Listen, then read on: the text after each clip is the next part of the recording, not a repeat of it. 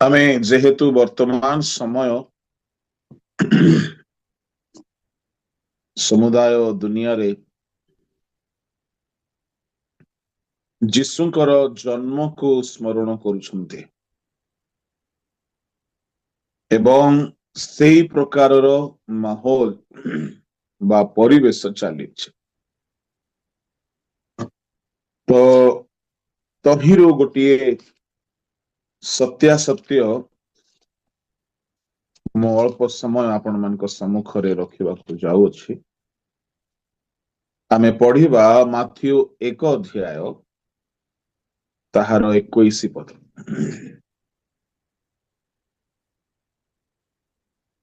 से पुत्र प्रसव करिवे आउ तुम्भे ताहांको नाम जीशु देव, कारण से आपन लोकंकु सेमानकर समस्त पापरु परित्राण करिवे। से पुत्र प्रसव करिवे आउ तुम्भे ताहांको नाम जीशु देव, कारण से आपना लोकंकु सेमानंकर समस्त पापरु परित्राण करिवे।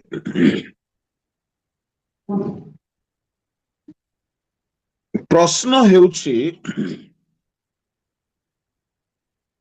जीशु ही काहींकि परित्राण करता। प्रभु को लोक माने केतेक छोट छोट उदाहरण मु कहिबी। जणे लोक जदि नदी रे बा पोखरी रे बुड़ी जाउछि, पहरा जानी नहीं, तेबे ताकू उद्धार करिबा पई आउ जणे लोक इच्छा करुछि, किंतु पहरा से भी जानी नहीं।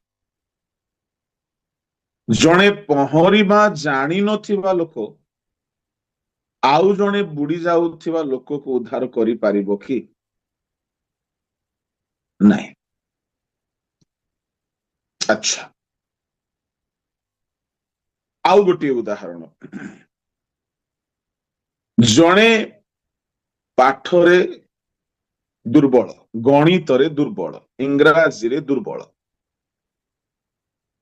सेई लोक जदि ट्यूशन पढ़ेबो आउ जनकु गणित ट्यूशन बा इंग्लिश ट्यूशन, से पढ़ाई पारिबो कि से स्टूडेंट को? नहीं। जनकर निजर मुंडर चुट्टी टांगरा ही जाइछे, आउ से गोटे तेल नहीं कि एडवर्टाइज करुछि कि ये तेल लगेले चुट्टी बाहरिबो, तार तेल किए किनिबे कि? किनिबे नहीं। ठीक सेही परी प्रभु को लोक माने दुनिया रे अनेक ईश्वर अछंती, ईश्वर न हेले भी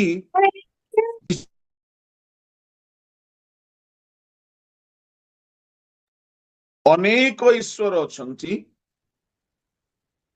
से माने निजे पापरु मुक्त होई नहांती, अन्य को केमिति पापरु मुक्त करिवे? निजे पहरा जानी नथिबा लोक अन्य को पानी रे बुड़ीबा अवस्था केमती उद्धार करिवे? निजे गणित न जानिथिबा लोक अन्य को गणित केमती पढ़ाई पारिबो? निजे सुस्थ होई नथिबा लोक अन्य को सुस्थतार परामर्श केमती दे पारिबो? तेबे सेही परी जदि जणे निजे गंजेई छाड़ी नाही, निजे चोर वृत्ति छाड़ी नाही, व्यभिचार छाड़ी नाही, कुदृष्टि छाड़ी नाही, आउ से जदि निजको ईश्वर बोलाउछे, से केमिति अन्य को निशा द्रव्य उद्धार करिबो? से केमिति अन्य को कामुकतार उद्धार करिबो निजे कामुकतारे अछि एणु आजिर मोर प्रसंग होछि जीशु ही केवल योग्य अटंती जे कि पापरु परित्राण करि पारंती तेबे जीशुंकर परित्राण कर्ता हेबा निमंते कौन योग्यता विशेष चारि गोटी कथा मु आपनकु कहिबी आओ एहा बहुत आवश्यक विषय हेबो प्रभु को नाम धन्यवाद हेउ प्रभु को लोक माने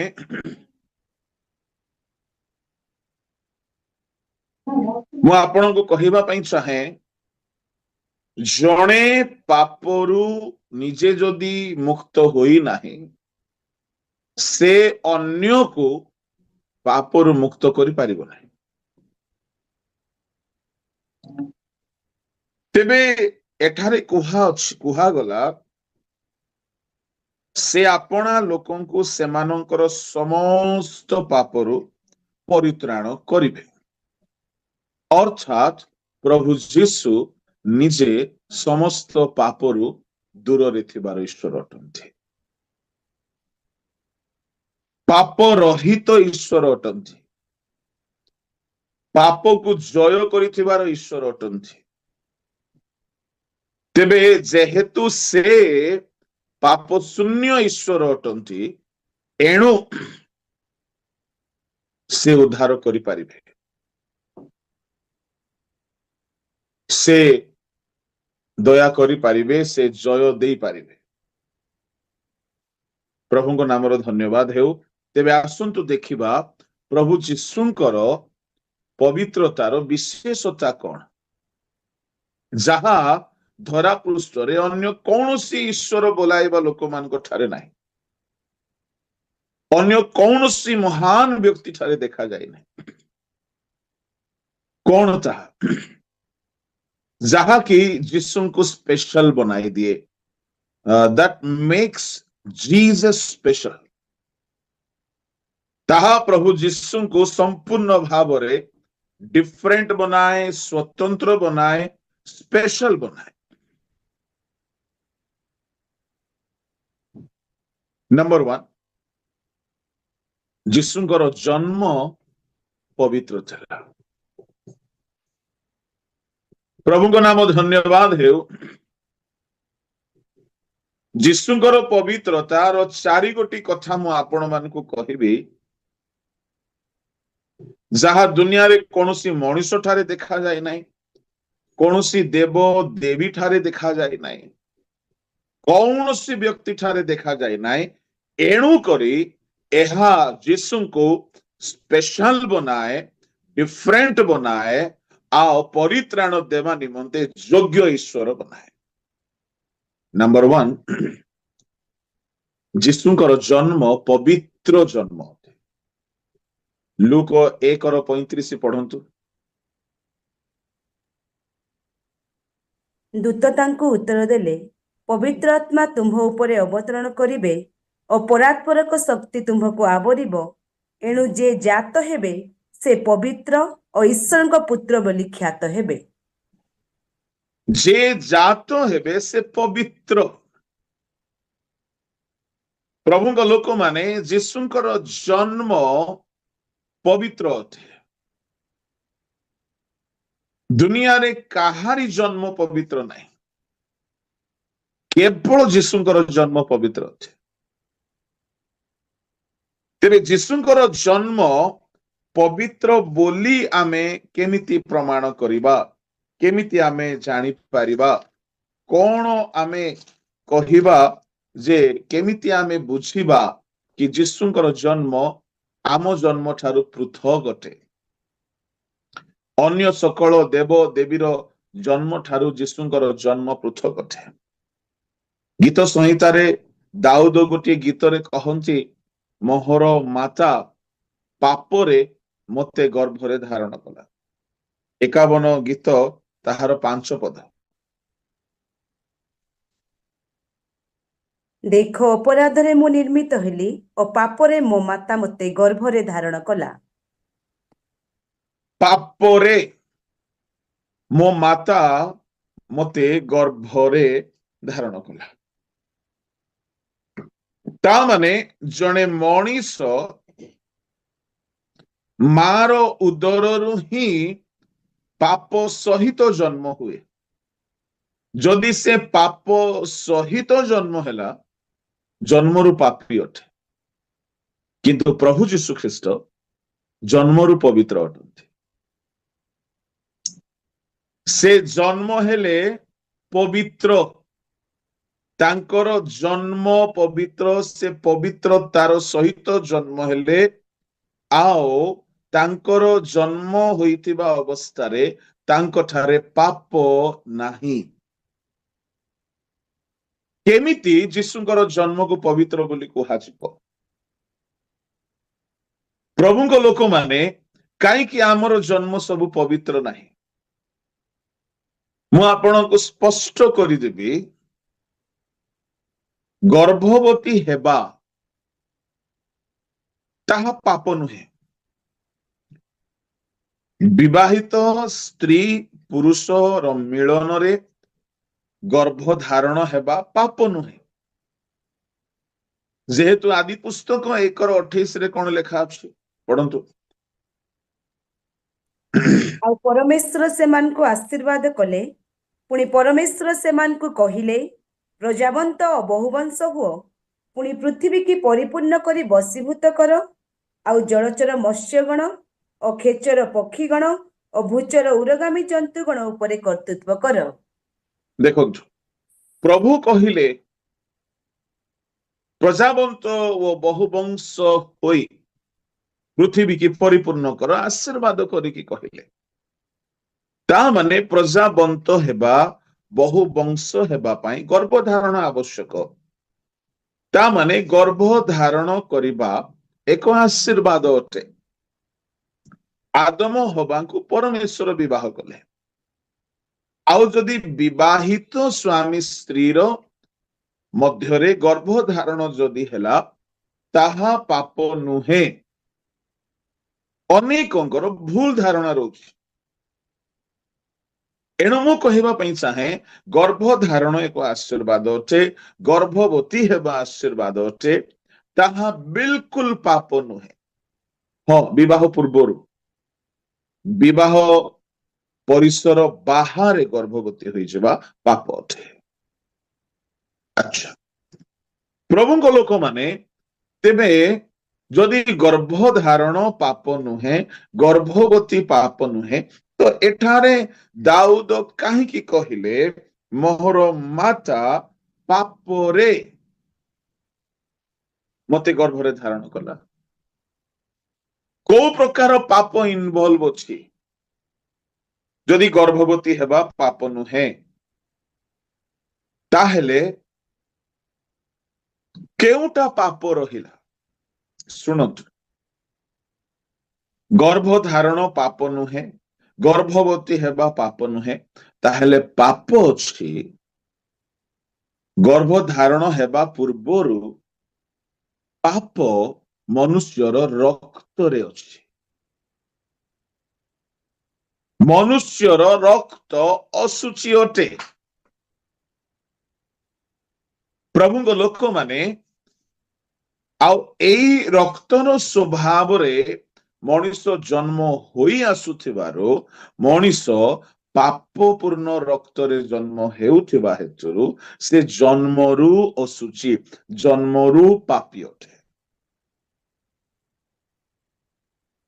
ଆମେ ବେଳେ ବେଳେ ଘରେ ଶୁଣିବାକୁ ପାଉ, କଣ ଇଏ ପିଲାଟା ନା ପୁରା ତା ବାପାକୁ ଧରିଛି।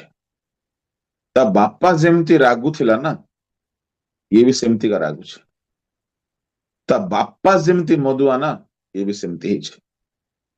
ଇଏ ପିଲାଟା ନା ପୁରା ତା ମାକୁ ଧରିଛି, ପୁରା ତା ମା ପରି ତ। ଆଚ୍ଛା, ଆମ୍ବ ଗଛରେ କଣ ପଣସ ଫଳେ କି? ନାହିଁ। तो माँ बापा जेमिति तो पिला माने सेमति हेबे ही काहेकि सेमति हेबे जेहेतु रक्तरु जात प्रभुଙ୍କ लोक माने जेहेतु आमे मଣିଷର ରକ୍ତ ଦ୍ୱାରା ଜାତ ତେଣୁ କରି ତାଙ୍କର ରକ୍ତରେ ଯେଉଁ ସ୍ୱଭାବ ଥିଲା ଆମର ରକ୍ତରେ ସେଇ ସ୍ୱଭାବ ରହିବ। ଗୋଟିଏ ପ୍ରମାଣ ପାଇଁ ଯୋହନରେ ଗୋଟିଏ କଥା ଲେଖା ଅଛି ରକ୍ତରୁ ଜାତ ହେବା। ଯୋହନ 1:13 ଲେଖାଗଲା ସେମାନେ ରକ୍ତରୁ ଶରୀରର ଇଚ୍ଛାରୁ ମନୁଷ୍ୟର ଇଚ୍ଛାରୁ ଜାତ ହେଲେ ନାହିଁ ବରଂ ଈଶ୍ୱରଙ୍କ ଠାରୁ ଜାତ। ତା ମାନେ ରକ୍ତରୁ ବି ଜାତ ହୁଏ। ମଣିଷ ଜନ୍ମ ହେବା ପାଇଁ ରକ୍ତର ଭୂମିକା ରହିଅଛି। ବାୟୋଲୋଜିର ବଂଶାନୁକ୍ରମାନୁସାରେ ଜନ୍ମ ହେବା ପାଇଁ ମା ବାପାଙ୍କ ରକ୍ତ ଅନିବାର୍ଯ୍ୟ ଅଟେ। ତାହା ବିନା ଜନ୍ମ ଧାରଣ ଗର୍ଭ ଧାରଣ ସମ୍ଭବ ନାହିଁ। ଆଚ୍ଛା ପ୍ରଭୁଙ୍କ ନାମର ଧନ୍ୟବାଦ ହେଉ। ମା ବାପାଙ୍କ ରକ୍ତରୁ ଛୁଆଟି ଜନ୍ମ ହୋଇଥିବା ହେତୁରୁ ଯେହେତୁ ମା ବାପାଙ୍କ ରକ୍ତରେ ସ୍ୱଭାବ ଯାହା ଅଛି ତାହା ହିଁ ପିଲାଠାରେ ଦେଖାଦିଏ। ତେଣୁ ବାପା ଯଦି ଶାନ୍ତଶିଷ୍ଟ ମା ଯଦି ଶାନ୍ତଶିଷ୍ଟ ପିଲାମାନେ ଶାନ୍ତଶିଷ୍ଟ ହୁଅନ୍ତି। ମା ବାପା ଯଦି ଅତି ସରଳ ପିଲାମାନେ ବି ସରଳ ହୁଅନ୍ତି। ମା ବାପାର ଯେମିତି ଯେମିତି ସ୍ୱଭାବ ଯେହେତୁ ସେଇ ରକ୍ତରେ ଜାତ ହେବାର ବାଇବଲ ପ୍ରମାଣ ଦେଉଅଛି ରକ୍ତରୁ ବି ଜାତ ହୁଅନ୍ତି। ତେଣୁ ପିଲାମାନଙ୍କ ପାଖରେ ସେ ସ୍ୱଭାବ ଥାଏ। ଆଚ୍ଛା ଖାଲି ବାଇବଲର ପ୍ରମାଣ ନାହିଁ ଡକ୍ଟର ମାନଙ୍କର ମଧ୍ୟ ଏଭିଡେନ୍ସ ଅଛି। କଣ ଏଭିଡେନ୍ସ କି ପ୍ୟାରେଣ୍ଟସ ର ବ୍ଲଡ ରେସ୍ପନ୍ସିବଲ ଅଟେ ଛୁଆର ଜନ୍ମ ଧାରଣ ପାଇଁ। ଆଉ ପ୍ରଭୁଙ୍କ ଲୋକମାନେ ଯଦି ଆମେ ରକ୍ତକୁ ଡିଟେଲ୍ସ ରେ ଯଦି ଆମେ ଦେଖିବା ରକ୍ତରେ ହିଁ ନେଚର ଥାଏ ସ୍ୱଭାବ ଥାଏ। ରକ୍ତ ହଉଛି ପ୍ରାଣ ପ୍ରାଣରେ ଇମୋସନ ଥାଏ। ଆମର ଅଧିକାଂଶ ସ୍ୱଭାବ ଆମର ରକ୍ତରେ ଅଛି। ସେ ଭଲ ସ୍ୱଭାବକୁ ହଉ ବା ଖରାପ ସ୍ୱଭାବ ରକ୍ତରେ ଅଛି। ପ୍ରଭୁଙ୍କ ନାମର ଧନ୍ୟବାଦ। ଆମର ମସ୍ତକର କେଶରେ କିଛି ସ୍ୱଭାବ ନାହିଁ। ଆମର ନଖରେ କିଛି ସ୍ୱଭାବ ନାହିଁ। ଆମର ଅସ୍ଥିର କିଛି ସ୍ୱଭାବ ନାହିଁ। କିନ୍ତୁ ଆମର ବ୍ଲଡର ଆମର ରକ୍ତର ସ୍ୱଭାବ ଅଛି।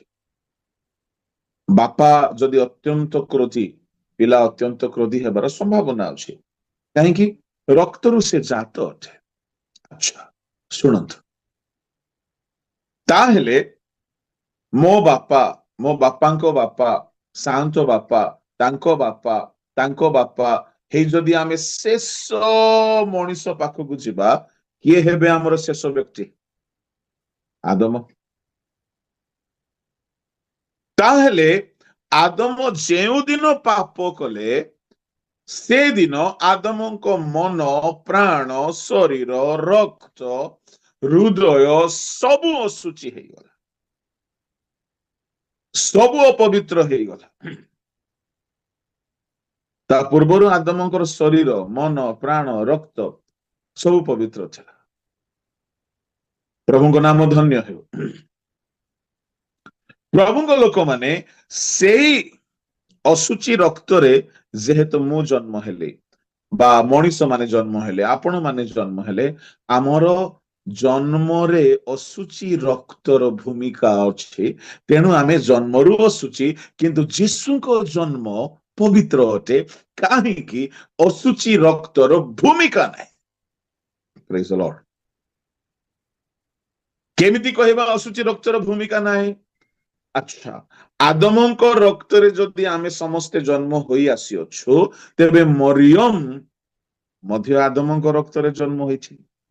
ଆଚ୍ଛା ତେବେ ଆଦମଙ୍କ ରକ୍ତ ଯଦି ମରିୟମ ଠାରେ ବି ଅଛି, ତାହେଲେ ଆଦମଙ୍କ ରକ୍ତରେ ତ ସବୁ ପ୍ରକାର ଅସୁଚିତା ଯେମିତି ଆମ ରକ୍ତରେ ଅଛି। କ୍ରୋଧ, ଈର୍ଷା, ପାପ, କଳୁଷତା, କାମୁକତା, ଅଭିଳାଷ, ଗର୍ବ, ଅହଙ୍କାର, ସବୁ କୁପ୍ରବୃତ୍ତି ଆଦମଙ୍କ ରକ୍ତରେ ରହିଥିବାରୁ ଆମେ ସେଇ ରକ୍ତରେ ଧୀରେ ଧୀରେ ପିଢି ପରେ ପିଢି, ପିଢି କ୍ରମେ ପିଢି ଜନ୍ମ ହେଇ ଆସିଲୁ। ଏଣୁ ଆମ ରକ୍ତରେ ପାପ ହେଇଥିବାରୁ, ସେ ପାପ ରକ୍ତରେ ଆମେ ଜନ୍ମ ହେଇଥିବାରୁ ଆମେ ପାପୀ। ଗର୍ଭଧାରଣ ପାପ ନୁହେଁ, ବିବାହ ପରିସରରେ ସ୍ତ୍ରୀ ପୁରୁଷର ମିଳନ ପାପ ନୁହେଁ, ପାପ ରକ୍ତରେ ଆମେ ଜନ୍ମ ହେଇଥିବାରୁ ଆମେ ପାପୀ ଅଛୁ। ତେବେ ଯୀଶୁଙ୍କର ଜନ୍ମ କାହିଁକି ପବିତ୍ର ବୋଲି କୁହା? ଶୁଣନ୍ତୁ, ସେ ଆଦମଙ୍କ ରକ୍ତରେ ଜନ୍ମ ହୋଇନାହାନ୍ତି। ହାଲେଲୁୟା। ସେ ମରିୟମଙ୍କ ଠାରୁ ରକ୍ତରେ ଜନ୍ମ ହୋଇନାହାନ୍ତି। ଆଚ୍ଛା, ପ୍ରଭୁଙ୍କ ଲୋକମାନେ, ଯଦି ମରିୟମଙ୍କ ରକ୍ତ ଯୀଶୁଙ୍କ ଠାରେ ଦେଖାଯିବ, ତାହେଲେ ଯୀଶୁ ବି ଅଶୁଚି ହେଇଯିବେ। ମରିୟମଙ୍କ ରକ୍ତ ଯଦି ଯୀଶୁଙ୍କ ଠାରେ ଆସିଯିବ, ଗୋଟିଏ ଟୋପା ବି ଆସିଯିବ, ଯୀଶୁ ବି ଅଶୁଚି ହେଇଯିବେ। ଏଣୁ ମରିୟମଙ୍କ ରକ୍ତ ଯେହେତୁ ତାହା ଆଦମଙ୍କ ରକ୍ତ ଅଟେ, ତାହା ଯୀଶୁଙ୍କ ଠାରେ ଦେଖାଯିବ ନାହିଁ। ଅନେକ ବାଇବଲ ବିଜ୍ଞ ମାନେ କହନ୍ତି, ବାଇବଲରେ 3 ଜଣଙ୍କର ନାଭି ନଥିଲା। ଆଉ ମତେ ବି ତାହା ଠିକ ଲାଗେ, ମୁଁ ବି ତାହାକୁ ସମର୍ଥନ କରେ। କଣ? ପ୍ରଥମ ହେଲା ଆଦମଙ୍କର ନାଭି ନାହିଁ। ଆଦମଙ୍କର କାହିଁକି ନାଭି ହବ? ସେ କୋଉ ମା ଗର୍ଭରୁ ଜନ୍ମ ହେଲେ ଯେ? ଆଦମଙ୍କର ନାଭି ନାହିଁ। ଦ୍ୱିତୀୟରେ ହବାଙ୍କର ନାଭି ନାହିଁ। ତୃତୀୟରେ ଶେଷ ଆଦମ ଯୀଶୁଙ୍କର ମଧ୍ୟ ନାଭି ନାହିଁ। ଆଚ୍ଛା, ହେଲେ ଯୀଶୁଙ୍କର କେମିତି ନାଭି ନାହିଁ? ସେ ତ 100% ଗଡ, 100% ମ୍ୟାନ। ହେଲେ ଆଦମ କଣ 50% ମ୍ୟାନ କି? ଯଦି ଆଦମ ହବାଙ୍କର ନାଭି ନଥିଲା, ତାହେଲେ ଯୀଶୁଙ୍କର କାହିଁକି ନାଭି ନ ରହିବା କଥା ପଡୁଆ ଲାଗୁଛି? ମରିୟମର ସହିତ ଯୀଶୁଙ୍କର ବାୟୋଲୋଜିକାଲ ରିଲେସନସିପ ନାହିଁ, ମାନେ ବାୟୋଲୋଜିର ଅଂଶ ନାହିଁ। କେମିତି? ଯଦି ନାଭି ରହିବ, ତାହେଲେ ଯଦି ନାଭି ରହିବ, ମରିୟମର ରକ୍ତ ଯୀଶୁଙ୍କ ଭିତରେ ପ୍ରବାହିତ ହେଇଯିବ। ଯଦି ନାଭି ରହିବ, ପ୍ରଭୁଙ୍କ ଲୋକମାନେ, ତାହେଲେ ମରିୟମର ରକ୍ତ କାହାର ରକ୍ତ ଅଟେ? ଆଦମ ହବାଙ୍କ ରକ୍ତ ଅଟେ। ଏଇ ରକ୍ତ ଯଦି ପ୍ରବାହିତ ହେଇଗଲା, ତେବେ ସେ ରକ୍ତ କଣ ଆମକୁ ପାପ କ୍ଷମା ଦେଇପାରିବ କି? ନାହିଁ। ତେଣୁ ଅନେକ ବିଜ୍ଞ ଶିକ୍ଷକ ମାନେ କହନ୍ତି ଯୀଶୁଙ୍କର ନାଭି ନଥିଲା, ଆଉ ମତେ ବି ତାହା ଠିକ ଲାଗେ। ଏଣୁକରି ବୋଧେ ଯୀଶୁ କହିଲେ, ଗୋ ନାରୀ, ତୋ ସହିତ ମୋର କି ସମ୍ପର୍କ? ମୁଁ ଉଠିକି ପଳେଇ ଆସିଛୁ ପାଣିକୁ ଦ୍ରାକ୍ଷା ରସ କର ବୋଲି। କି ସମ୍ପର୍କ କହୁନୁ? ନାଭି ଅଛି ନା, ରକ୍ତ ଅଛି ନା, ନା କଣ ସମ୍ପର୍କ ଅଛି? ମରିୟମ ବି ଭାବିଲା, ସତ କଥା, କି ସମ୍ପର୍କ ଅଛି ମୋର? ମୁଁ କହିବି କି ସମ୍ପର୍କ? କୋରିୟର ସର୍ଭିସ ବାଲା ଯେତେବେଳେ ପାର୍ସେଲ ଆଣେ, ଗ୍ରାହକ କଷ୍ଟମର ଗ୍ରହଣ କରନ୍ତି, ସେହିପରି ମରିୟମ ହଉଛନ୍ତି କୋରିୟର ପାର୍ସେଲ। ସ୍ୱର୍ଗର ପରମେଶ୍ୱର ଦେଖିଲେ ଧରା ପୃଷ୍ଠରେ କୋଟି କୋଟି ଜନତାକୁ ପାପରୁ ମୁକ୍ତ କରିବା ପାଇଁ ଗୋଟେ ପବିତ୍ର ରକ୍ତର ବଳିଦାନ ହେବା ଦରକାର। ହେବଲତ ରକ୍ତ ଝରାଇଲେ ଅଶୁଚି ରକ୍ତ।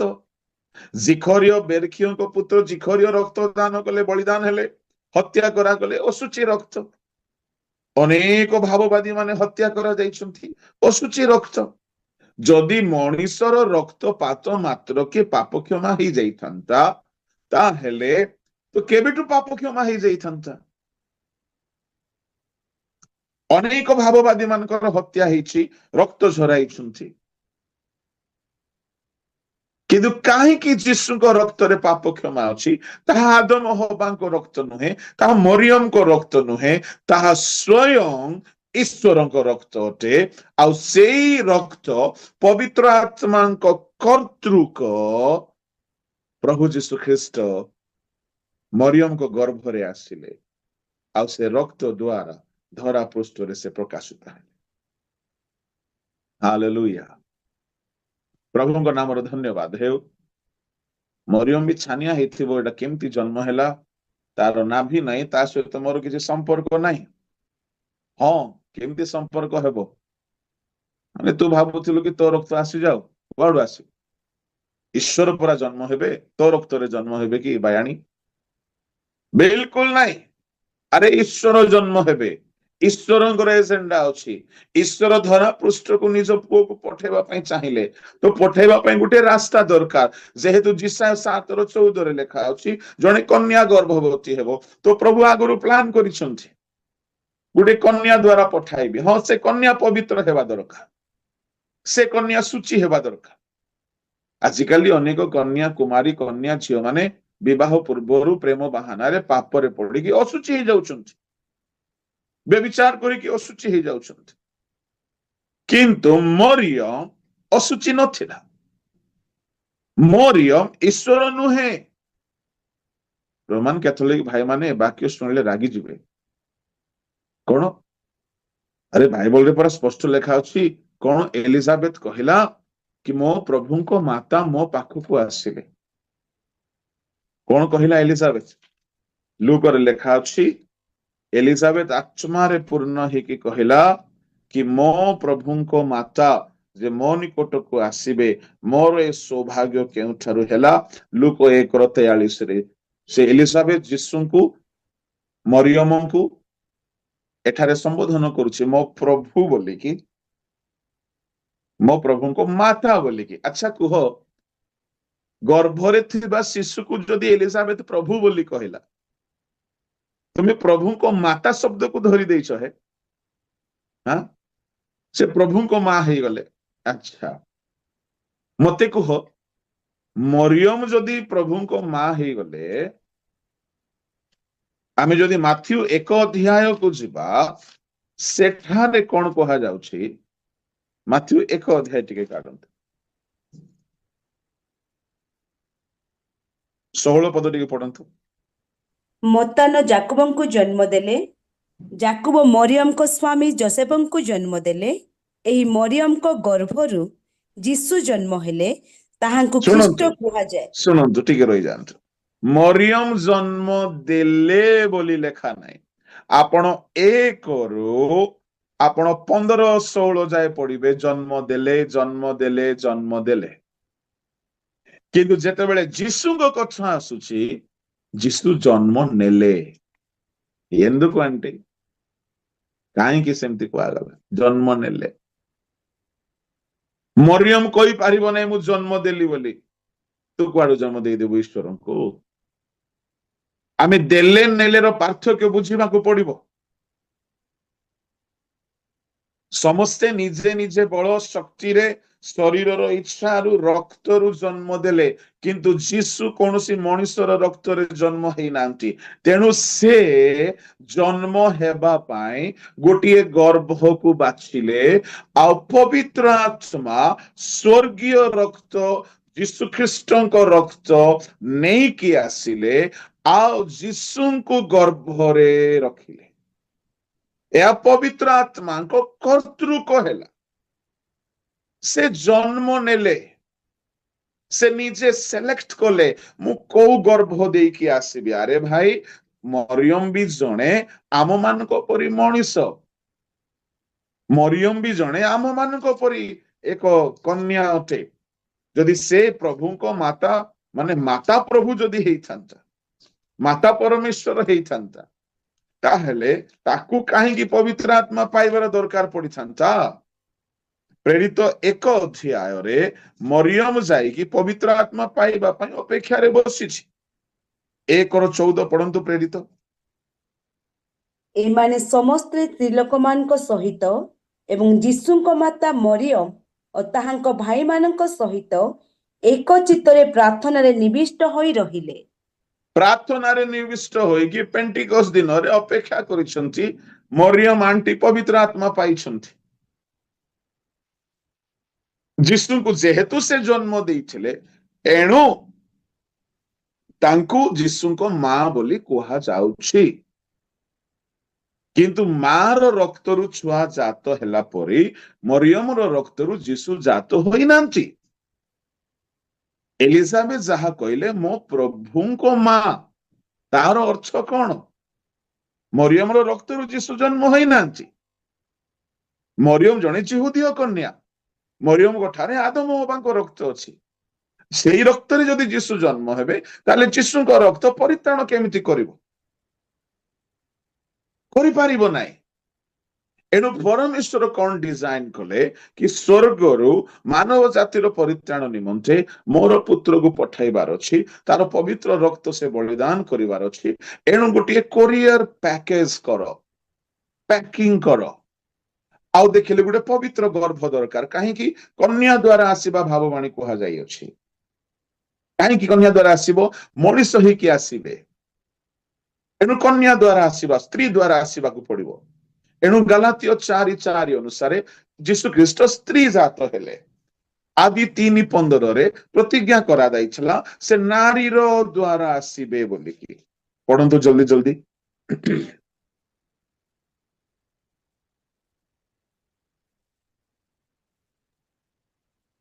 କିନ୍ତୁ କାଳ ସମ୍ପୂର୍ଣ୍ଣ ହୁଅନ୍ତେ ଈଶ୍ୱର ଆପଣା ନିକଟରେ ନିଜ ପୁତ୍ରକୁ ପ୍ରେରଣ କଲେ।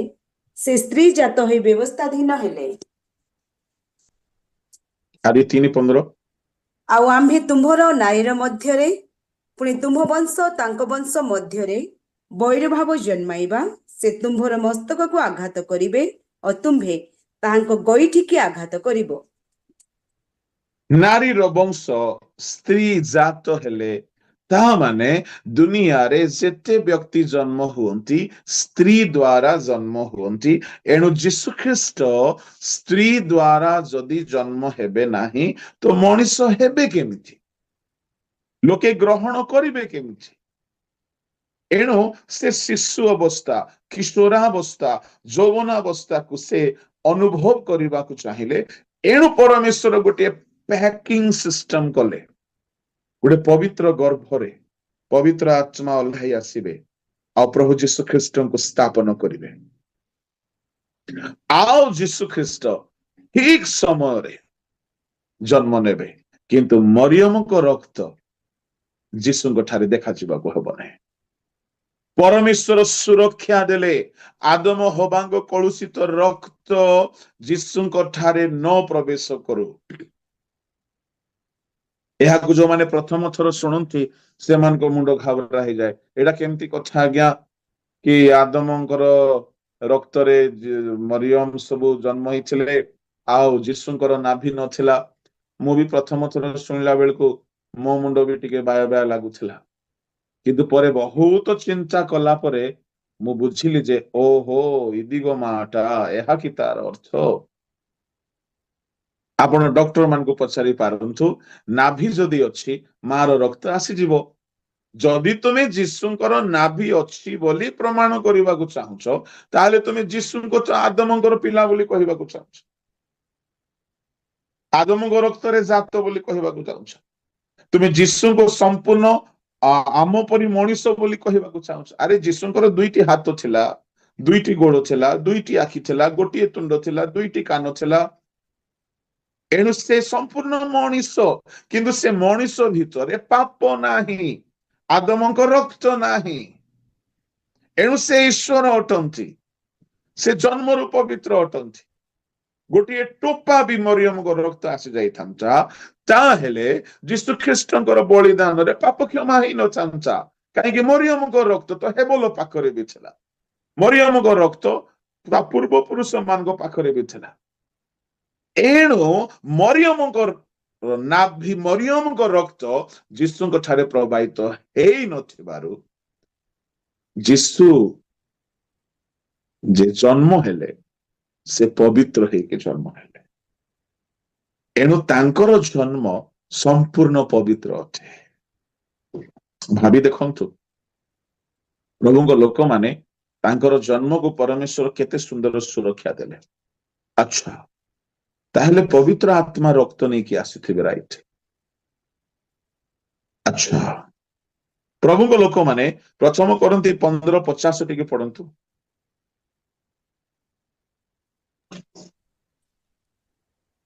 ଏ ଭାଇମାନେ, ମୁଁ ଏହା କହୁଅଛି, ରକ୍ତ ମାଂସ ଈଶ୍ୱରଙ୍କ ରାଜ୍ୟ ଅଧିକାର କରିପାରେ ନାହିଁ, କିମ୍ବା କ୍ଷୟ ଅକ୍ଷୟତାକୁ ଅଧିକାର କରେ ନାହିଁ। ରକ୍ତ ଈଶ୍ୱରଙ୍କ ରାଜ୍ୟ ଅଧିକାର କରେ ନାହିଁ। ରକ୍ତ ବି ଦୁଇ ପ୍ରକାର ପରା। ମଣିଷର ରକ୍ତ, ଈଶ୍ୱରଙ୍କ ରକ୍ତ। ଏହି ରକ୍ତ ସିନା ଈଶ୍ୱରଙ୍କ ରାଜ୍ୟ ଯାଇପାରିବ ନାହିଁ, ଅକ୍ଷୟ ରକ୍ତ ଯୀଶୁଙ୍କ ରକ୍ତ ନିଶ୍ଚୟ ଯାଇପାରିବ। ଯେହେତୁ ଯୀଶୁଙ୍କ ରକ୍ତ ଈଶ୍ୱରଙ୍କ ରକ୍ତ ସ୍ୱର୍ଗରୁ ଆସିଥିଲା, ତେଣୁ ସେଇ ରକ୍ତ ସ୍ୱର୍ଗ ଯାଇଛି। ଏବ୍ରୀ 9:11 ପଢନ୍ତୁ। ବର୍ତ୍ତମାନ ଯୀଶୁଙ୍କ ରକ୍ତ କୋଉଠି ଅଛି? କିନ୍ତୁ ଖ୍ରୀଷ୍ଟ ବର୍ତ୍ତମାନ ଉତ୍ତମ ଉତ୍ତମ ବିଷୟର ମହାଯାଜକ ସ୍ୱରୂପେ ଉପସ୍ଥିତ ହୋଇ ଏହି ସୃଷ୍ଟିରୁ ଭିନ୍ନ ଅହସ୍ତକୃତ ମହତର ଓ ଶ୍ରେଷ୍ଠତର ତମ୍ବୁ ଦେଇ ଯାଇ ଛାଗ ଓ ଗବଶ୍ୟ ରକ୍ତ ନୁହେଁ, ମାତ୍ର ଆପଣା ରକ୍ତ ଘେନି ଏକାଥରକେ ମହାପବିତ୍ର ସ୍ଥାନରେ ପ୍ରବେଶ କରି ଅନନ୍ତ ମୁକ୍ତି ସାଧନ କରିଅଛନ୍ତି। ଯୀଶୁ ନିଜର ରକ୍ତକୁ ନେଇକି ସ୍ୱର୍ଗ ଚାଲିଗଲେ। ତା ମାନେ ଯୀଶୁଙ୍କ ରକ୍ତ ସ୍ୱର୍ଗ ଯାଇପାରିବ। କାହିଁକି? ସେ ରକ୍ତ ପବିତ୍ର ଅଟେ। ସେ ରକ୍ତ ସ୍ୱର୍ଗରୁ ଆସିଥିବା ରକ୍ତ ଅଟେ। ପବିତ୍ର ଆତ୍ମା ନେଇକି ଆସିଥିବା ରକ୍ତ ଅଟେ। ସେ ରକ୍ତରେ ପାପ ନାହିଁ। ସେ ରକ୍ତରେ କଣ କଣ ଅଛି ମୁଁ କହିବି ଆପଣଙ୍କୁ। 7-8 ଗୋଟି କଥା କହିବି, ଫଟାଫଟ କହିବି, ପଢିବା ଦରକାର ନାହିଁ। ଏଫେସିୟ 1:7 ନମ୍ବର 1, ଯୀଶୁଙ୍କ ରକ୍ତରେ ପାପ କ୍ଷମା ଅଛି, ଫରଗିଭନେସ୍। ନମ୍ବର 2, ଯୀଶୁଙ୍କ ରକ୍ତରେ ରିଡେମ୍ପସନ। ଏଫେସିୟ ସେଇ 1:7 ଯୀଶୁଙ୍କ ରକ୍ତ ମୁକ୍ତି ଦିଏ। କ୍ଷମା ଅଲଗା, ମୁକ୍ତି ଅଲଗା। କ୍ଷମା ହଉଛି ଫରଗିଭନେସ୍, ମୁକ୍ତି ହଉଛି ରିଡେମ୍ପସନ। ପାପକୁ ସମୂଳେ ଉତ୍ପାଟନ କରିବା। ଏହା ଯୀଶୁଙ୍କ ରକ୍ତରେ ଅଛି, ମୋ ରକ୍ତରେ ନାହିଁ। ତୃତୀୟ ଆଶୀର୍ବାଦ ଯୀଶୁଙ୍କ ରକ୍ତରେ। କଲୋସିୟ 1:20 ଯୀଶୁଙ୍କ ରକ୍ତ ଯେଉଁଠି ବି ବହିବ ଶାନ୍ତି ନିର୍ମିତ ହେବ। ଶାନ୍ତି ସ୍ଥାପନ କଲେ ସେ କ୍ରୁଶର ରକ୍ତରେ। ଚତୁର୍ଥ ଆଶୀର୍ବାଦ ଯୀଶୁଙ୍କ ରକ୍ତରେ। ତାହା ପରିଷ୍କାର କରେ, ତାହା ପବିତ୍ର କରେ। ତାହା ଆମେ ଦେଖିବାକୁ ପାଇପାରିବା ପ୍ରଥମ ଯୋହନରେ ଲେଖା ଅଛି। ପ୍ରଥମ ଯୋହନ ତାର 1 ଅଧ୍ୟାୟରେ ପ୍ରଭୁଙ୍କ ଶାସ୍ତ୍ର ଏଇ ପ୍ରକାର ପ୍ରମାଣ କରେ, ତାହାଙ୍କ ରକ୍ତ ଆମ ମାନଙ୍କର ସମସ୍ତ ଅପରାଧରୁ ଆମକୁ ପରିଷ୍କାର କରେ। 7 ପଦରେ ଲେଖା ଅଛି। ତାମାନେ ଯୀଶୁଙ୍କ ରକ୍ତ ହୋଲି କରେ। ଏବ୍ରୀ 9:14 ବି ଲେଖା ଅଛି, ତାଙ୍କ ରକ୍ତ ଆମ ବିବେକକୁ ଶୁଚି କରେ। ପଞ୍ଚମ ଆଶୀର୍ବାଦ ହେଲା ଯୀଶୁଙ୍କ ରକ୍ତରେ ଅନନ୍ତ ଜୀବନ ଅଛି। ଯୋହନ 6:54 ଯୋହନ 6 ତାର 54 ଯୀଶୁଙ୍କ ରକ୍ତରେ ଅନନ୍ତ ଜୀବନ ଅଛି। ପ୍ରଭୁଙ୍କ ଲୋକମାନେ ପୁଣି ଷଷ୍ଠ ଆଶୀର୍ବାଦ ଯୀଶୁଙ୍କ ରକ୍ତ ପୁନରୁତ୍ଥାନ ହେବାକୁ ସାହାଯ୍ୟ କରିବ। ସେଇ ଯୋହନ 6:54। ସପ୍ତମ ଆଶୀର୍ବାଦ ଯେ ଯୀଶୁଙ୍କ ରକ୍ତ ପାନ କରେ ସେ ପ୍ରଭୁଙ୍କ ଠାରେ ରୁହେ। ସେଇ ଯୋହନ 6 ତାହାର 56 ପ୍ରେଜ୍ ଦ ଲର୍ଡ। କ୍ଷମା ଅଛି, ମୁକ୍ତି ଅଛି, ଶାନ୍ତି ଅଛି, ପବିତ୍ରତା ଅଛି, ଅନନ୍ତ ଜୀବନ ଅଛି, ପୁନରୁତ୍ଥାନ ଅଛି, ପ୍ରଭୁଙ୍କ ଠାରେ ରହିବାର ଆଶୀର୍ବାଦ ଅଛି। 7 ଗୋଟି ତ ଏଇଠି ହେଇଗଲା। ପୁଣି ଆଉ ଗୋଟିଏ ଆଶୀର୍ବାଦ ଯୀଶୁଙ୍କ ରକ୍ତରେ ବିଜୟ ଅଛି। ପ୍ରକାଶିତ 12:11 ସେମାନେ ଶାବକଙ୍କ ରକ୍ତ ଦ୍ୱାରା ତାହାକୁ ଜୟ କରିଥିଲେ। ତାମାନେ ଯୀଶୁଙ୍କ ରକ୍ତ ଜୟ ପ୍ରଦାନ କରେ। पुणी जीशुଙ୍କ रक्तरे श्रापर मुक्ति अछि। गलातीय मंडली को पाउलंकर पत्ररे आमे ताहा देखिबाकू पाओ जे खुंटरे टंगा जाए से अभिशप्त आउ से अभिशापर मूल्य देकी आमान को मुक्त कले ता माने अभिशापर मुक्ति अछि। गलातीय 3 अध्याय 14 रे प्रभु को लोक माने पुणी सुस्थता भी अछि। 11:30 प्रथम कोरिन्थी 11:30 जे कि जीशुଙ୍କ रक्त पान करे से सुस्थ हुए। अयोग्य भाव पान कले पीड़ित हेबो, दुर्बल हेबो, मरी जीवो। तामाने जीशुଙ୍କ रक्तरे बल अछि, स्वास्थ्य अछि, जीवन अछि, शांति अछि, मुक्ति अछि, क्षमा अछि, विजय अछि आओ पवित्रता अछि। एते आशीर्वाद जीशुଙ୍କ रक्तरे अछि। ए रक्त आदम ठारे अछि कि नाही, मो ठारे अछि कि नाही। Praise the Lord. एणु जीशुଙ୍କ ठारे मरियमर रक्त प्रवाहित हेई नाही। जदि नाभि थांता प्रवाहित ही जाइथांता। एणु जीशुଙ୍କର नाभि नाही कहिबा बिल्कुल भी भूल हेबो नाही। प्रभुଙ୍କ नाम धन्य हो। जीशुଙ୍କର जन्म पवित्र हेला एथिपाई हेला से आदमଙ୍କ रक्तरे जन्म होई नांती, से ईश्वरଙ୍କ रक्तरे जन्म हेले। आओ शयतान चाहू नथिला से बढ़ंतु, एणु पिला बेले ही तांकु मारी देबाकू चाहिला। हेरोदକୁ व्यवहार कला, पारिला नाही। सुनंतु आपणको देई जदि प्रभु किछि काम करिबाकू चाहुथिबे, पिला बेलरु शयतान आपणକୁ मारी देबाकू चाहिबो, पारिबो नाही। ଯାହାକୁ ପ୍ରଭୁ ମନୋନୀତ କରିଥିବେ ନା, ଛୋଟ ବେଳରୁ ଶୈତାନ ତାକୁ ବରବାଦ କରିଦେବାକୁ ଚାହିଁବ, କିନ୍ତୁ ପାରିବ ନାହିଁ, ବିଲକୁଲ ପାରିବ ନାହିଁ। ପ୍ରଭୁ ସୁରକ୍ଷା ଦେବେ, କିନ୍ତୁ କାହିଁକି ପ୍ରଭୁ ତାଙ୍କ କାମ କରିବାକୁ ଚାହିଁବେ। ହାଲେଲୁୟା। ପ୍ରଭୁଙ୍କ ନାମର ଧନ୍ୟବାଦ ହେଉ। ଏଣୁ ପ୍ରଭୁଙ୍କ ଲୋକମାନେ ଏଇଥିପାଇଁ ଯୀଶୁଙ୍କ ରକ୍ତରେ ଏତେ ଆଶୀର୍ବାଦ ଅଛି।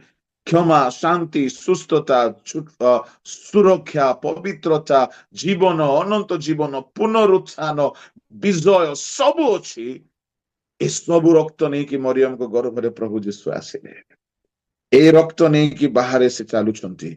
शयतान कौन भाबिथिबो ए रक्त प्रवाहित न हो। जेउ दिन ए रक्त प्रवाहित हो जिवो, शयतानर सबु साम्राज्य समाप्त हो जिवो। कहीं से समस्त को आदम को रक्त द्वारा असुचि असुचि असुचि भाव जन्म देछि।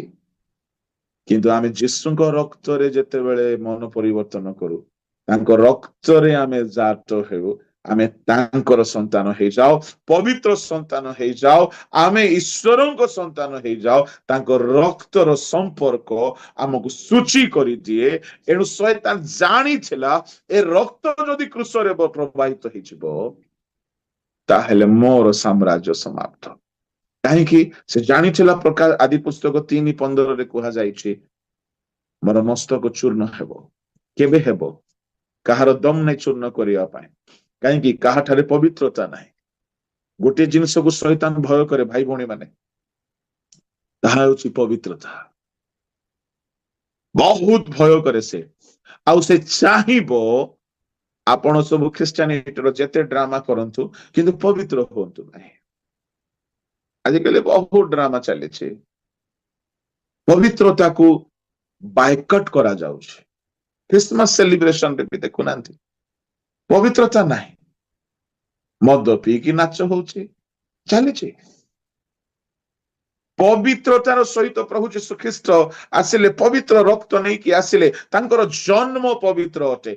एमिति जन्म दुनिया रे कहार हेई नाय। एणु केही हेले पवित्रतार सहित जन्म हेई नांती, तेबे केमिति से माने अन्य को पापरु पवित्र करि पारिबे। एणु जीशु ही वन एंड ओनली सेवियर, अन्य केही पारिबे नाही। कहार जन्म पवित्र नाही। जो माने ईश्वर बोली दाबी करुछंती, जो माने ईश्वर बोली कि परित्राण कर्ता बोली कि दाबी करुछंती, को नदीर पानी नाही, को गछर पत्र नाही, फूल नाही, को देवदेवी नाही, को ईश्वर नुहंती। जीशुଙ୍କ परि पवित्र जे अन्य को पवित्र करि पारिबे। जीशु निजे पवित्रतार सहित जन्म हेले। ଏଣୁ ତାଙ୍କ ରକ୍ତରେ ପବିତ୍ରତା ଥିବା ହେତୁରୁ ସେ ତାଙ୍କ ରକ୍ତରେ ଅନ୍ୟମାନଙ୍କୁ ଶୁଚି କରିବେ। ସେ ଜନ୍ମ ହେଲେ ତାଙ୍କ ଜନ୍ମ ପବିତ୍ର ଥିଲା। ଏହା ସହିତ ଆଉ 3 ଗୋଟି ତାଙ୍କର ସ୍ପେଶାଲିଟି ଥିଲା। ଏହା ସହିତ ତାମାନେ ସର୍ବୋଚ୍ଚ 4 ଗୋଟି କଣ? ଦ୍ୱିତୀୟଟି ହେଲା ସେ ପାପ କେବେ ଜାଣି ନଥିଲେ। ଇଂଲିଶରେ ଲେଖା ଅଛି ହି ନ୍ୟୁ नो सिन। हिंदी रे बहुत बढ़िया लिखा ଅଛି वो पाप से अज्ञात था। द्वितीय कोरिन्थी 5 अध्यायर 21 पद हिंदी इंग्लिश ओडिया रे पढ़िले भल हबो।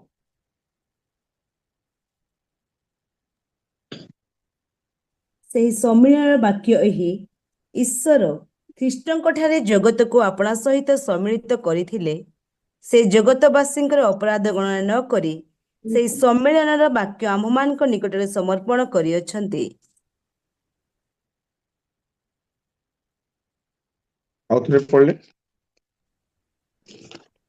ସେହି ଦ୍ୱିତୀୟ ସମ୍ମିଳନୀର କୋରିନ୍ଥୀ ବାକ୍ୟ ଏହି, 5:21 ହଁ ଯାହାଙ୍କଠାରେ ପାପର ଲେଶ ମାତ୍ର ନଥିଲା ତାହାଙ୍କୁ ସେ ଆମ୍ଭମାନଙ୍କ ନିମନ୍ତେ ପାପ ସ୍ୱରୂପ କଲେ, ଯେପରି ଆମ୍ଭେମାନେ ତାହାଙ୍କ ଦ୍ୱାରା ଈଶ୍ୱରଙ୍କର ଧାର୍ମିକତା ସ୍ୱରୂପ ହେଉ।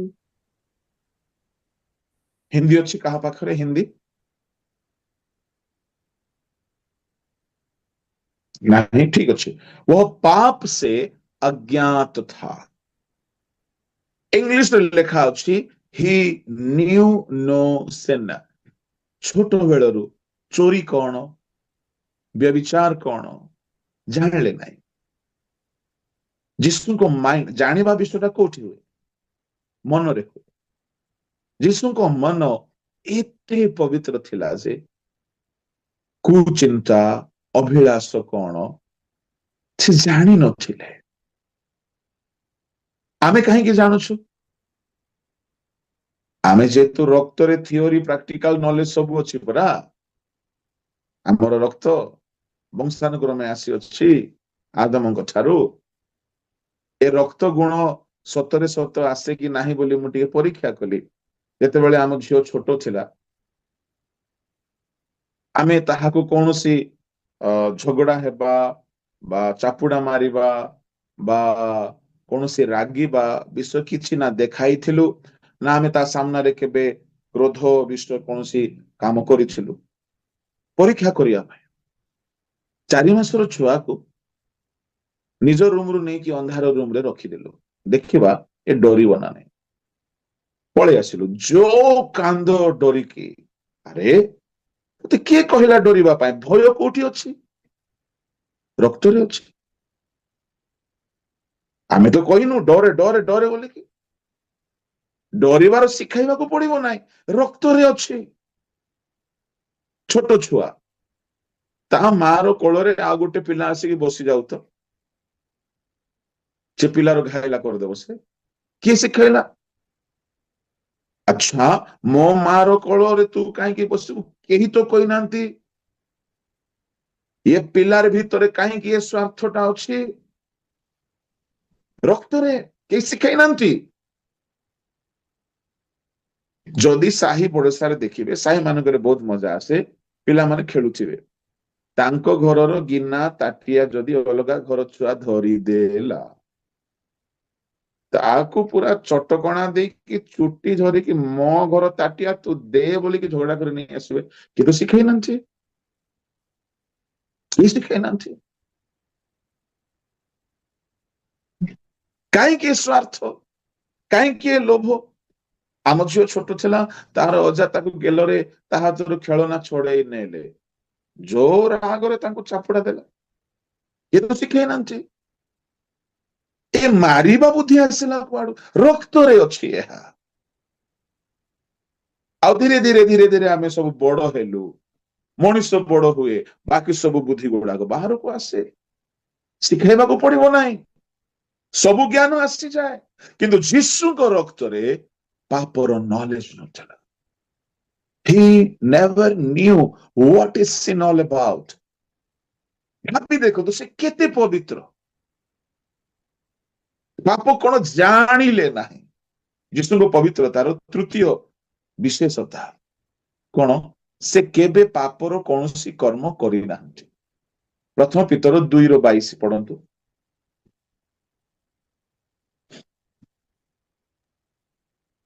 ସେ କୌଣସି ପାପ କଲେ ନାହିଁ, କି ଅବା ତାହାଙ୍କ ମୁଖରେ କୌଣସି ଛଳ କଥା ନଥିଲା। ଇଂଲିଶରେ ଲେଖା ଅଛି ହି ଡିଡ୍ नो ସିନ୍। ସେ କୌଣସି ପାପ କଲେ ନାହିଁ। ତା ମାନେ ସେ ଚୋରି କରିନାହାନ୍ତି, ସେ ହତ୍ୟା କରିନାହାନ୍ତି, ସେ ଲୋଭ କରିନାହାନ୍ତି, ସେ ଅନ୍ୟାୟ କରିନାହାନ୍ତି। ଆରେ କର୍ମରେ ପାପ କରି ହିଁ ନାହାନ୍ତି ଆଜ୍ଞା। ଜନ୍ମରୁ ମରଣ ଯାଏ। ଆଉ ଆମେ ପ୍ରତିଦିନ କିଛି ନା କିଛି ଭୁଲ କର୍ମ ଆମ ଦ୍ୱାରା ହେଇଯାଏ। ଚତୁର୍ଥ ପବିତ୍ରତା, ତାଙ୍କ ମସ୍ତକରୁ କେଶ ଯାଏ ପାପ କୌଣସି ଜାଗାରେ ଦେଖାଗଲା ନାହିଁ। In him there was no sin. ପ୍ରଥମ ଜନ 3:5।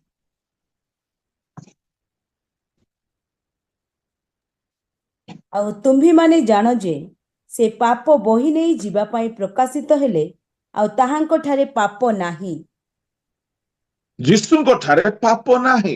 ଇନ୍ ହିମ୍, ତାଙ୍କ ମସ୍ତକର କେଶ ଦେଖିବେ। ଆଜିର ଭେଣ୍ଡିଆ ମାନଙ୍କର କେଶ ଦେଖ, କେଶରେ ପାପ ଅଛି, ଅଛି ନା ନାହିଁ? ସେ ମୁଭିରେ କିଏ ଜଣେ କେମିତି କେଶ କଲା, ତାକୁ ଧରିକି ଏମାନେ କେଶ ବିନ୍ୟାସ କରୁଛନ୍ତି। ଏ ଆଇବ୍ରୋରେ ପାପ ଅଛି। ପାର୍ଲର ଗୁଡାକ ଯାଇକି ଯୋଉ ପ୍ରକାର କଟା ଛଟା କରୁଛନ୍ତି, ତାକୁ ପେଣ୍ଟିଂ କରୁଛନ୍ତି। ଚମଡାରେ ପାପ ଅଛି, ଓଠରେ ପାପ ଅଛି, ପୋଷାକରେ ପାପ ଅଛି, ମନରେ ତ ପାପର ଖଣି ଅଛି, ନଖରେ ପାପ ଅଛି। ନଖରେ ଯୋଉ ପ୍ରକାର ନଖ ଷ୍ଟାଇଲ କରନ୍ତି। କିନ୍ତୁ ଯୀଶୁଙ୍କର, ପ୍ରଭୁଙ୍କ ଲୋକମାନେ ମସ୍ତକର କେଶରୁ ତଳିପାଦ ପର୍ଯ୍ୟନ୍ତ ପାପ ଦେଖାଗଲା ନାହିଁ। ମନରେ ନାହିଁ, ପ୍ରାଣରେ ନାହିଁ, ରକ୍ତରେ ନାହିଁ, ଶରୀରରେ ନାହିଁ।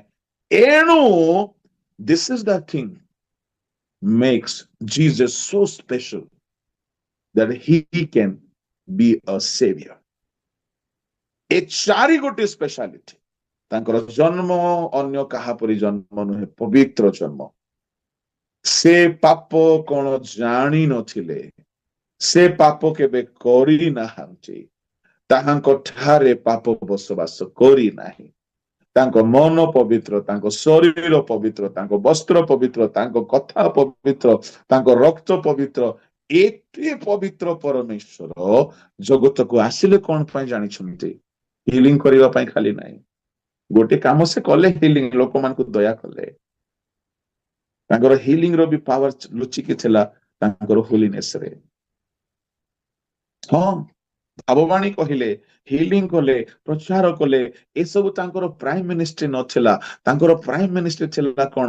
କି ମୁଁ ଯେଉଁଥିପାଇଁ ଆସିଅଛି, ଶୈତାନର କର୍ମ ବିନାଶ କରିବା ପାଇଁ, ଯାହା ହଜି ଅଛି ତାହା ଖୋଜି ରକ୍ଷା କରିବା ପାଇଁ, ପରିତ୍ରାଣ ଦେବା ପାଇଁ।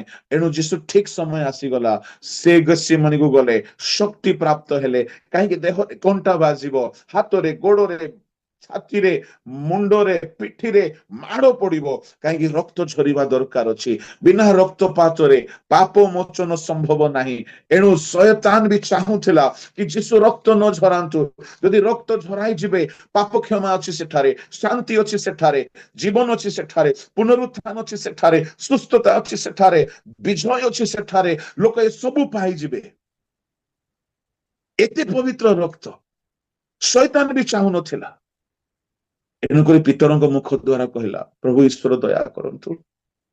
ମାଥ୍ୟୁ 16:22-23, 21-22-23, ଆପଣ କ୍ରୁଶର କଷ୍ଟ ନ ପାଆନ୍ତୁ। ଯୀଶୁ କହିଲେ, ଦୂର ଶୈତାନ। ଶୈତାନ ଜାଣିଥିଲା ଏ ରକ୍ତ ଝରିବ ମାନେ ମୋର ମସ୍ତକ ଚୂର୍ଣ୍ଣ ହେଇଯିବ। ଏ ରକ୍ତ ଝରିବ ମାନେ ଲୋକ ପାପରୁ ମୁକ୍ତ ହେଇଯିବେ। ଏ ରକ୍ତ ଝରିବ ମାନେ ଲୋକମାନେ ଅନନ୍ତ ଜୀବନ ପାଇଯିବେ। ତାମାନେ ମୋର ସାମ୍ରାଜ୍ୟ ସମାପ୍ତ ହେବାକୁ ଲାଗିବ, ଶୟତାନ ହାରିଯିବ। ଏହା ଶୈତାନ ଜାଣିଥିଲା। ଏଣୁ ଶୈତାନ ଭାରି ଟେନସନରେ ଥିଲା, ଯୀଶୁ କ୍ରୁଶରେ ନ ମରନ୍ତୁ। କିନ୍ତୁ ଯୀଶୁ ଆସିଥିଲେ କ୍ରୁଶରେ ମରିବା ପାଇଁ, ପାପରୁ ମୁକ୍ତ କରିବା ପାଇଁ। ଶୁଣନ୍ତୁ, ଶେଷ କଥା, ଯଦି ସେ ଆସିଥିଲେ ପରିତ୍ରାଣ ଦେବା ପାଇଁ, ଯେତେ ଲୋକ ଖ୍ରୀଷ୍ଟମାସ ପାଳୁଛ, ସେ ଯୋଉଥିପାଇଁ ଆସିଥିଲେ ସେଇଟା ପାଇଛ ତ? ପରିତ୍ରାଣ ଦେବା ପାଇଁ ଆସିଥିଲେ ଭାଇନା, ପରିତ୍ରାଣ ଦେବା ପାଇଁ ଆସିଥିଲେ, ପାପରୁ ମୁକ୍ତ କରିବା ପାଇଁ ଆସିଥିଲେ।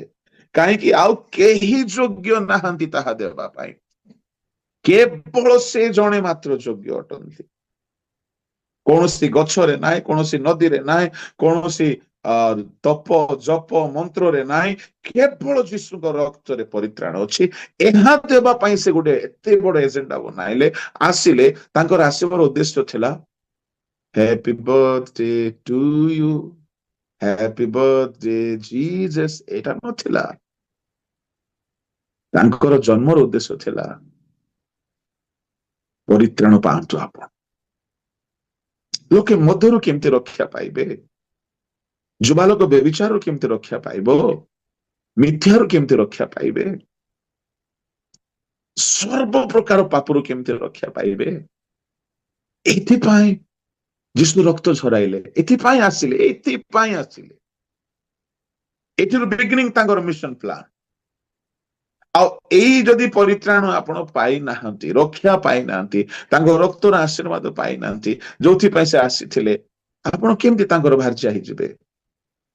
ତାପରେ ଅନେକ ବିଷୟ ଅଛି, ଡୁବନ, ପବିତ୍ର ଆତ୍ମା, ଶିକ୍ଷାରେ ଅନୁସାରେ ଚାଲିବା, ସାଧୁମାନଙ୍କ ସହଭାଗିତା, ଇତ୍ୟାଦି ଇତ୍ୟାଦି, ଯାହାକି ଆମକୁ ସିଦ୍ଧ ହବ ନାହିଁ। କିନ୍ତୁ ପ୍ରାଥମିକ ବିଷୟ ତ ଏହା। ଦୁଃଖର କଥା, ପରିତାପର କଥା, କେହି ବର୍ଷ ସାରା ମଦ ପିଅନ୍ତି ନାହିଁ, ଖ୍ରୀଷ୍ଟମାସ ଦିନ ପିଇ କରି ଘରୁ ହିରୋ ହେଇକି ବାହାରିଥିବେ, ଆସିଲା ବେଳକୁ ପିଇ ଦେଇକରି ମାଛ ପହଁରିଲା ପରି ପହଁରିକି ଡ୍ରେନରେ ପଡିଥିବେ, ହିରୋ ହେଇକି ବାହାରିଥିବେ, ଜିରୋ ହେଇକି ଆସିବେ। ଆରେ ବର୍ଷ ସାରା ପିଇ ନାହିଁ। ଅଧିକାଂଶ ମଣ୍ଡଳୀ, ଗଣିକି କେତେଟା ମଣ୍ଡଳୀ ଛାଡି ଦିଅନ୍ତୁ, ପ୍ରାୟ ଅଧିକାଂଶ ମଣ୍ଡଳୀରେ ଖ୍ରୀଷ୍ଟମାସ ଦିନ ଧୂମ ପିଆ ପିଇ ଚାଲେ, ଧୂମ ପିଅନ୍ତି। ଗୋଟେ ନ୍ୟାସନାଲ ମିଡିଆର ସର୍ଭେରେ ରିଜଲ୍ଟ ଆସିଲା, ଭାରତରେ ବେଶୀ ମଦ ବିକ୍ରି ହୁଏ ଡିସେମ୍ବର ମାସରେ। କିଏ ପିଇଲେ କି ବାପା? ଦାଟୁ ବେଶୀ ବିକ୍ରି ହୁଏ ଡିସେମ୍ବର 24 ରୁ ଜାନୁଆରୀ 1 ଯାଏ। କିଏ ପିଉଛନ୍ତି? କ୍ୟାରୋଲ୍ସ ନାଇଟ୍ କରିକି ଖୁବ ପିଉଛନ୍ତି, ଖ୍ରୀଷ୍ଟମାସ ଗ୍ୟାଦରିଂ କରିକି ପିଆ ପିଇ ଚାଲିଛି। ଖ୍ରୀଷ୍ଟମାସ ଦିନ ବି କଣ ଯୀଶୁଙ୍କ ବାକ୍ୟ ଶୁଣିବା ପାଇଁ ଯାଆନ୍ତି। ମତେ ଅନେକ ଜାଗାରେ ଡାକନ୍ତି, ଆଜ୍ଞା ଖ୍ରୀଷ୍ଟମାସରେ ବଡଦିନରେ ଆସନ୍ତୁ। କିଏ ଶୁଣିବ ଏ ବାକ୍ୟ ବଡଦିନରେ? ଆମକୁ କହିବେ ଆଜ୍ଞା ଟିକେ ସର୍ଟ କରିବେ, 30 ମିନିଟ କହିବେ, ମାନେ ଆମ ଘର ଦ୍ୱାର ପରିବାର ସବୁ ଛାଡିକି ଆମେ ଯିବୁ। ତାଙ୍କେ ଯୋଉ ପ୍ରକାର ଷ୍ଟାଇଲ ହେଇକି ଆସିବେ, ବାକ୍ୟ ଶୁଣିବ, ହାତରେ ବାଇବଲ ତ ନାହିଁ, ବାକ୍ୟ ଶୁଣିବ କଣ? ଶୁଣିବେ ନାହିଁ। ଖାଇବା ପିଇବା ମଜା କରିବା, ଫଟୋ ଉଠାଇବା, ଗିର୍ଜା ସରିବ ଘଣ୍ଟାଟି 1.5 ଘଣ୍ଟା 2 ଘଣ୍ଟା ଭିତରେ, ଫଟୋ ସେସନ ଚାଲିବ ଚର୍ଚ୍ଚ ବାହାରେ 2 ଘଣ୍ଟା, ତାର ଉପରେ ଖାଲି ହ୍ୱାଟ୍ସଆପ ଫଟୋଗ୍ରାଫି କମେଣ୍ଟ ଦିନ ସାରା ସେମିତି ଚାଲିଛି। କାହିଁକି ପ୍ରଭୁ ଯିଶା 1:14, ଆମୋସ 5:21 ପର୍ବ ଘୃଣା କରୁ ବୋଲି କହିଲେ? ପବିତ୍ରତା ନାହିଁ।